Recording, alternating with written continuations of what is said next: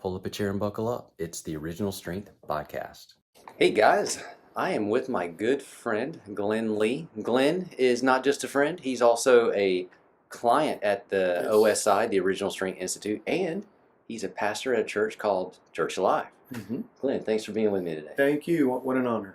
So the reason I've got Glenn here is because he has experienced some amazing changes in the last couple of years. And I thought it would just be fun to talk about. But really, though, one of the first changes I want to ask you about is when COVID started, or somewhere after COVID started, you were the pastor of a church that did not have a home. That's true. What was that like, and how did that even happen? Wow. Well, in a short, we sold our building prior to COVID, and we're moving into Willow Spring High School. And all that was worked out, and we were building a building on 1010 Road here in Raleigh. But so obviously when COVID hit, the schools shut down, no meeting, no nothing, and then we had to get out of the building because we didn't own the building anymore. So we clamored and worked hard and had outdoor church. We met in every building we could find. But it was quite a journey, one that I don't care to live again, but it taught me a lot. It taught me a lot about endurance. And so now we are about to purchase the Fuquay Arena Sports Center on Highway 55 in Fuquay. So all things work together for good. Right on. Yep. And this is a weird question, but so being a man of faith, did that test your faith? It tested my faith like no other time in my life. I was very, very struggling with God, had questions for God, thought God had forgotten us, forgot our church. And one thing I did learn through all this again, or was reminded through all this, is God can handle our questions, and He can handle our frustrations, and He can handle our conversations with Him, because He's a big God. And so He gave me peace, and so it all worked out. It didn't work out in my plan and the way I thought it was going to work out, but it worked out great. Awesome. So, yeah. All right, so along with that, you yourself personally experienced a great deal of change. I did.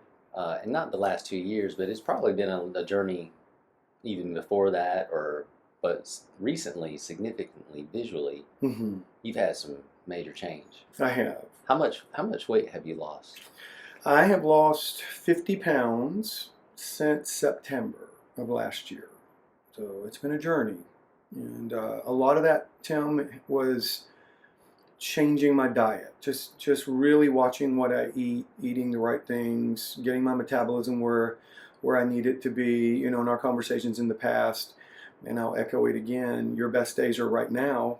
I do believe that. And your glory days are right now. They're not back when you were 18 or 20. Those were glory days then, but you're not there now. And so I looked at myself one day and thought, I got to do something. I gotta get myself back on track.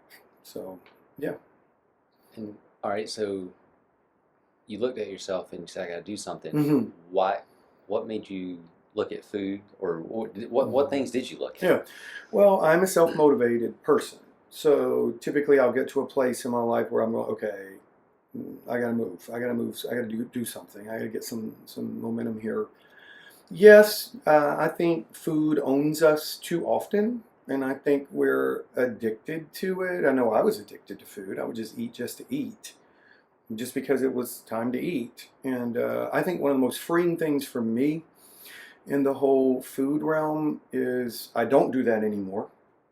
I don't starve myself. I do eat, but now when I eat, I actually taste the food.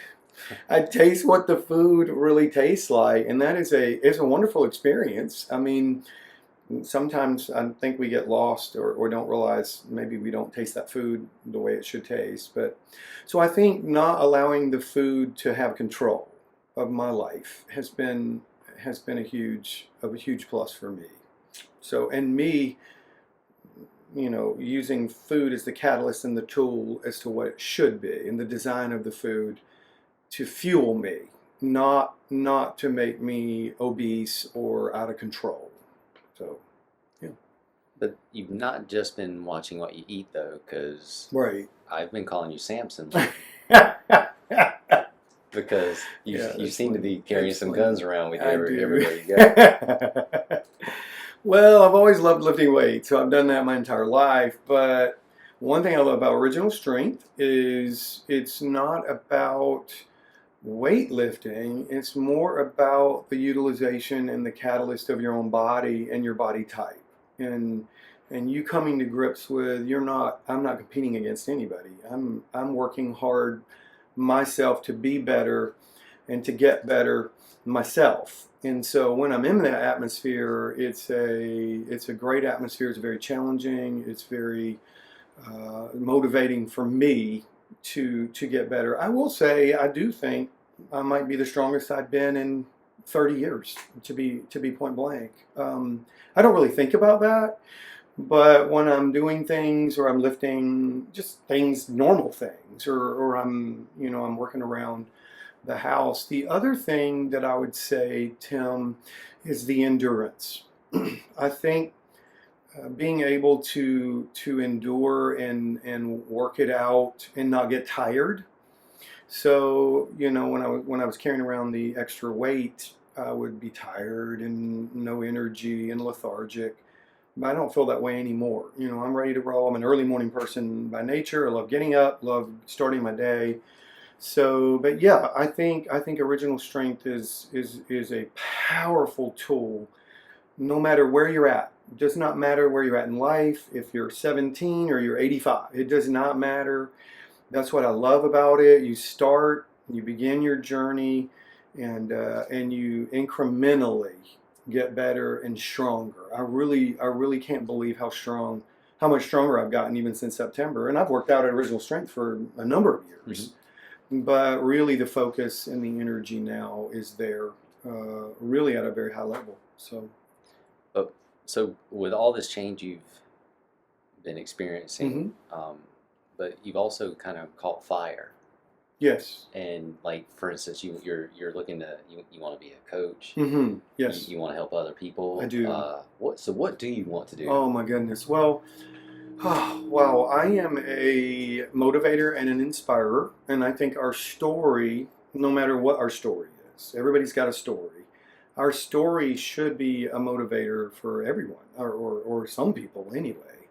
So my goal, obviously, as a pastor, I am a coach. I think coaching and pastoring are very similar in a lot of ways, but I want to inspire and help other people. And the beauty of it is you're not comparing yourself to other people. You can't. I think that's what we do a lot. I mean, we just go, oh, if I could just look like that, or if I could just be like that, or I could, crawl like that, or climb like that. It's really not about that. It's really starting where you are, getting a grasp on who you are, and then moving forward. Because I think original strength also helped me as much internally as it did externally. It really helped me and helps me. I don't want to say that past tense because it's still helping me with a mindset and an ideology in me that really, if you set your mind to do something, I really think you can do it. I really believe that you can do pretty much whatever you want to do. So, and it doesn't matter your age. That's what I love about it. Does not matter your age. So speaking of mindset, Mm-hmm. I've noticed when you introduce yourself lately, you don't you don't really tell people you're a pastor. Right. What do you tell them?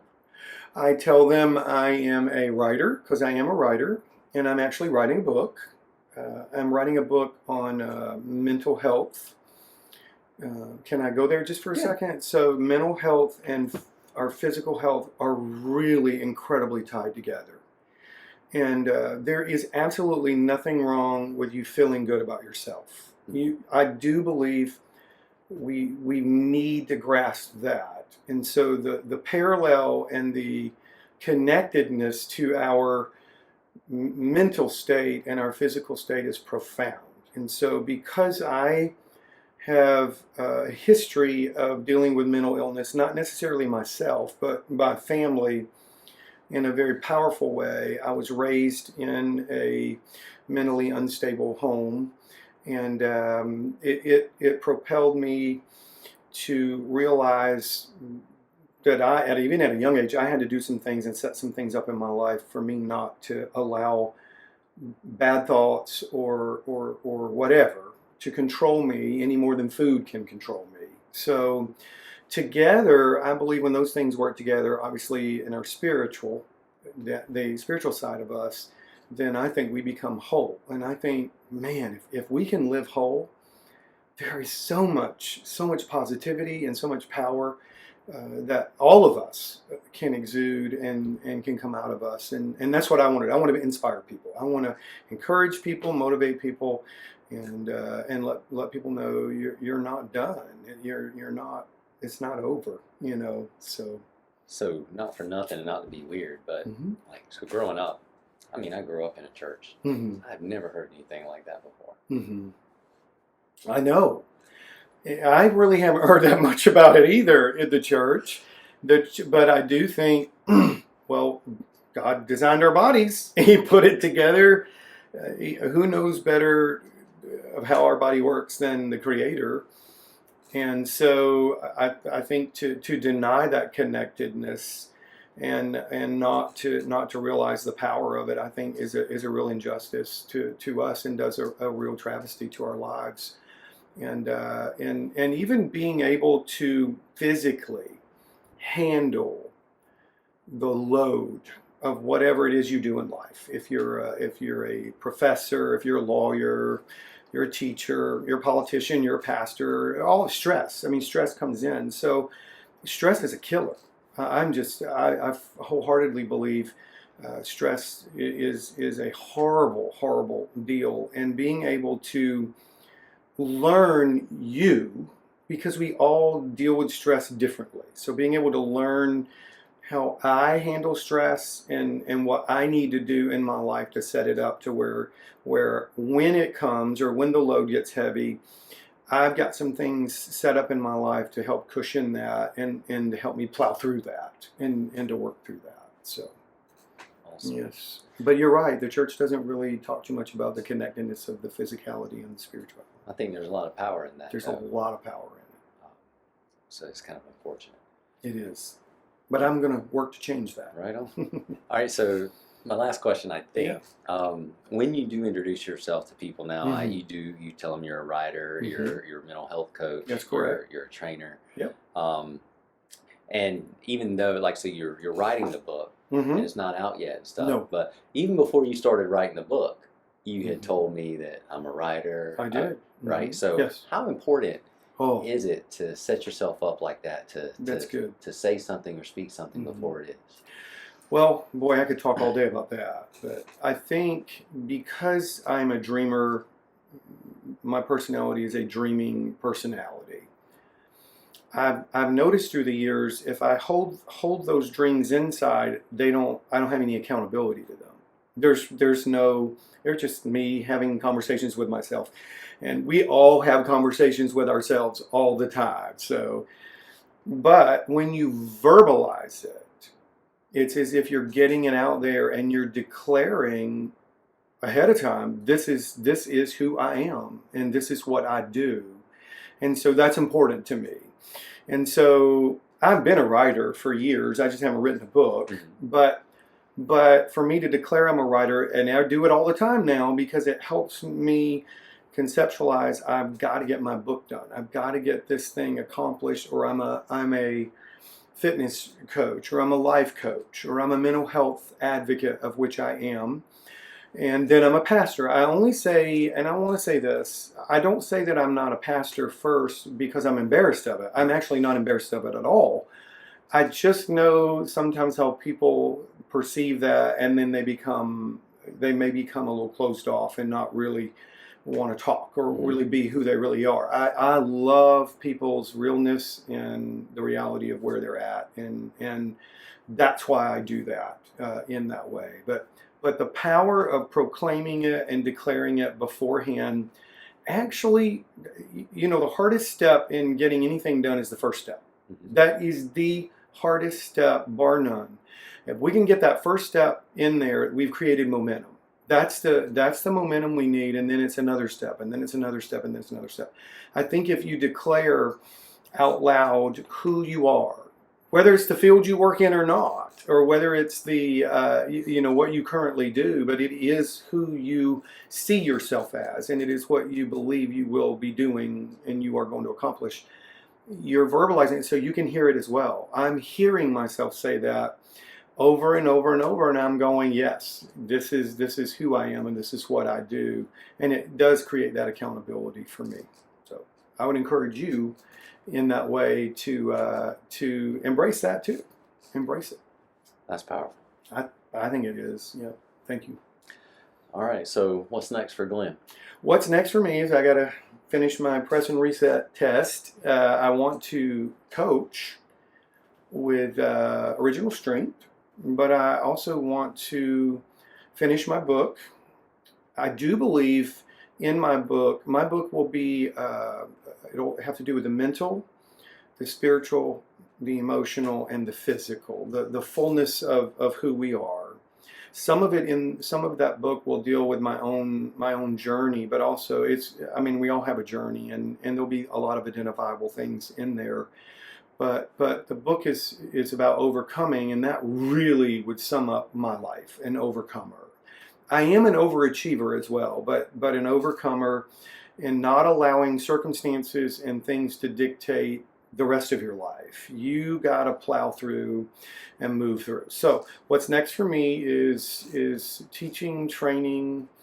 I want to continue my fitness. I have a goal by the end of this year. I want to be the strongest that I've been in my entire life, stronger than I was at 20 when I was playing basketball for my school. And I believe that I will be. And so there's some goals that I've set, but I want to inspire and I want to encourage people, and especially with COVID. I think COVID is going to have such residual, ongoing impacts. Our people are anxious still. There's a lot of mental struggle. There's a lot of darkness and depression in that realm. So I want to speak into that as well, and really, really encourage people to embrace their best self and rise out of the ashes of who they are, and rise to the top. And so that's what I want to do. And I'll keep pastoring as well. Yeah. Awesome. Thank you. Glenn, thanks so much for being on the show. Thank you. This Thank was you awesome. so much. Thank you. Thanks for listening, everyone. Now get outside and play.